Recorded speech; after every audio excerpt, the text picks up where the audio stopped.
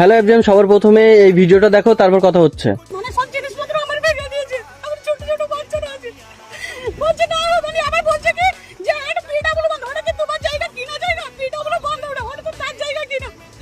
আমরা ওখানে কোথায় যাবো? এটা বলে যে দলিল খুঁজে বের করতে হবে। কালকে গেলে 11টার সময় স্যারকে বলে যে স্যার আমাদেরকে একটু আমাদের সুযোগ দাও, আমরা ঘর করে থাকি। বলে না হবে না, ওটা তার জায়গা কিনা। আমরা কি করবো? সরকার থেকে আর কি বলবো? ওদের বাচ্চারা 30-35 বছর আছে, আমরা যে বাচ্চা নিয়ে ওদের কাছে আমরা কোনোদিন ঝামেলা করতে চাই না।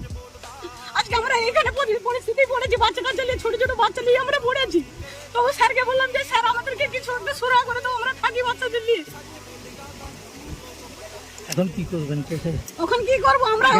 তো এতে কিন্তু শুধুমাত্র সাধারণ মানুষের কষ্ট, সাধারণ মানুষ আর গরিব মানুষের এছাড়া কোনো কষ্ট নেই এদের।